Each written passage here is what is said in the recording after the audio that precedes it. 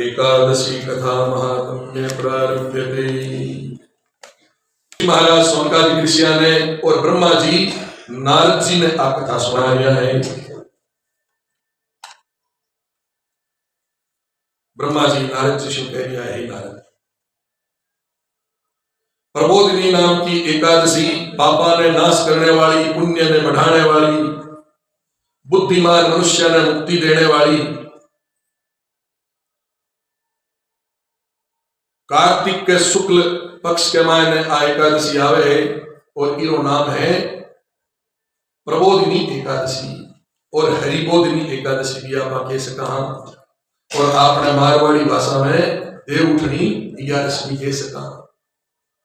देखो चतुर्मास आज के दिन पूर्ण हो जावे, बादलों की गड़गड़ाहट, बरसात, समुद्र की युद्ध की गर्जना है, आज के दिन बाद समाप्त हो जावे। कार्तिक के मायने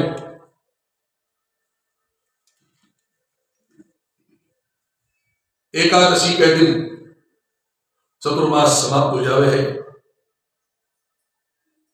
प्रबोधिनी एकादशी को महात्म्य बड़ो ही सुंदर है। नारद जी ब्रह्मा जी से प्रश्न कर दिया है, महाराज अगर कोई मनुष्य भोजन करे एकादशी के दिन तो बिरो कोई फल है या बिरो कोई पाप है या इरो पूरो महात्म्य आपने पूरो वर्णन बताओ। ब्रह्मा जी के एक बार भोजन करने से एक जन्म को, रात्रि के भोजन से 2 जन्म को उपवास और उपवास करने से 7 जन्म को पाप है जो नष्ट हो जाए। हरिबोधिनी यानी कि हरिशु मिलाने वाली एकादशी है। सुमेरु और मंदराचल के समान पाप अगर कोई का करेड़ा है तो भी ईशु भस्म हो जावे। हजारों जन्म से इकट्ठो करो दुष्कर्म, केवल प्रबोधिनी को एकादशी को व्रत करे है, ई दिन जागरण करे है, भगवान के नाम को स्मरण करे है तो रुई के ढेर के समान भस्म हो जावे। जगो मनुष्य विधि पूर्वक प्रबोधिनी को व्रत करे है, बिन सारा फल की रामायण ने बताया है जका मिले है। और महाराज मन में छल कपट पाप राग करके आप व्रत करा जाती फल किया मिले। विधिहीन क्रियाहीन अगर करे,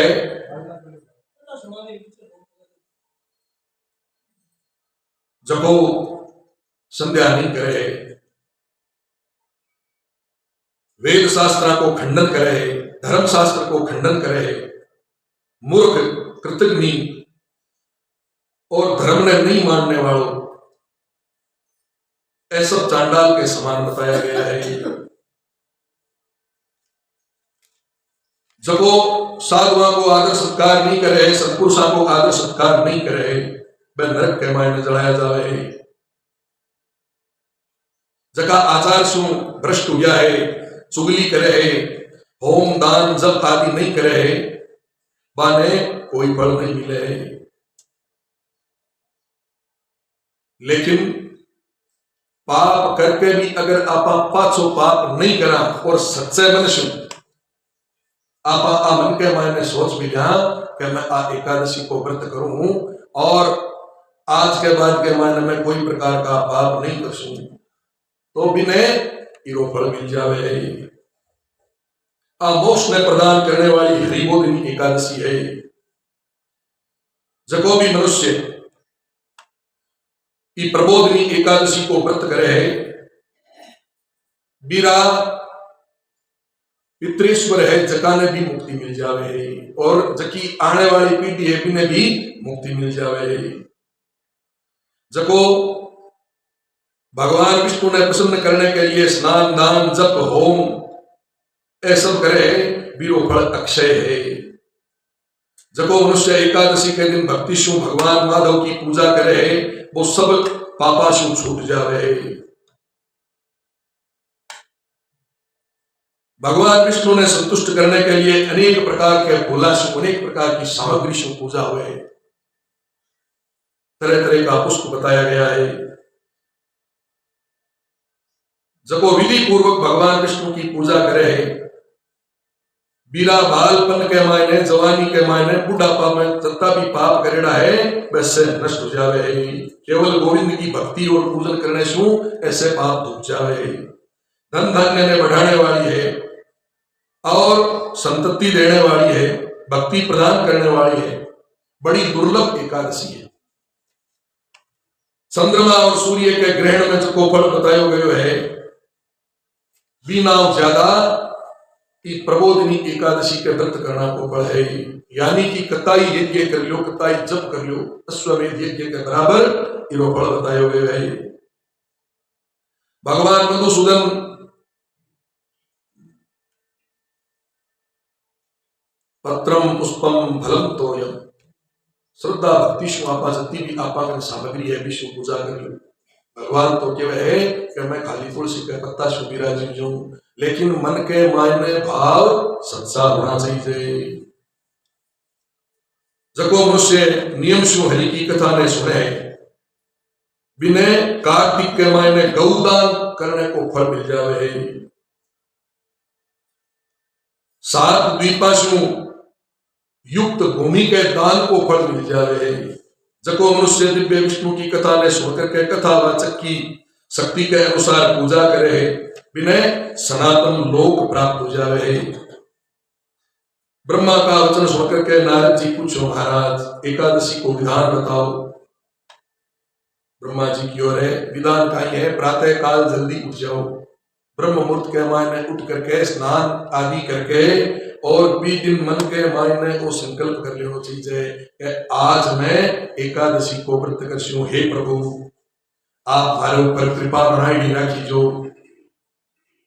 आज के दिन हमारे से कोई भी प्रकार की पाप मन वचन कर्म से कोई भी प्रकार को पाप नहीं हुए। यहाँ की भगवान से प्रार्थना करनी चाहिए, यहाँ प्रार्थना करके भगवान की फिर पूजा करनी चाहिए। अनेक प्रकार के फूला शु भगवान की पूजा बताइए। और कार्तिक के मायने तुलसी दल शु अगर आप भगवान की पूजा कर रहा तो बीरा कत्ताई जन्मा का करेड़ा पाप नष्ट हो जावे। यानी कि आप सहस्रार्चन अगर करा, सहस्रार्चन किन कहवे, 1000 तुलसी का पत्ता लेकर के भगवान का 1000 नाम लेकर के और शालिग्राम जी के ऊपर एक एक पत्तो चढ़ावा, 10,000 जन्म का पाप मेरा नष्ट हो जाए। कार्तिक के महीना के में और एकादशी के तिथि के दिन कोई भी मनुष्य तुलसी को पौधो अगर लगावे है तो जट तक पीली जड़ा पहले 72,000 युगा तक बिने 5 धरती पर जन्म को लेना पड़े। यानी कि पुनरपि जननम पुनरपि मरणम पुनरपि जननी जठरे शयनम, बार बार जन्म लेनो बार बार मरणो की चक्की से आपने छुटकारो मिल जावे। वो केवल भगवान के करने है, सायुज्य नाम की मुक्ति पावे है। भगवान क्यों है कि हमारे मायने और भगवान शिव के मायने कोई भी भेद नहीं समझना चाहिए। जब हमारी पूजा करे और भगवान शंकर ने नहीं माने तो मेरी पूजा मने स्वीकार होनी।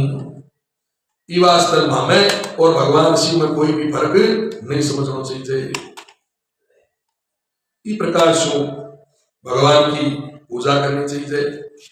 और कार्तिक के मायने अनेक प्रकार की यहाँ की वस्तुएं बताई गई है जबकि आपने खानी नहीं चीजें। इरो वर्णन आगे की कथा के मायने कार्तिक के मायने आसी कौन कौन सी चीजें खानी चाहिए और कौन सी नहीं खानी चाहिए।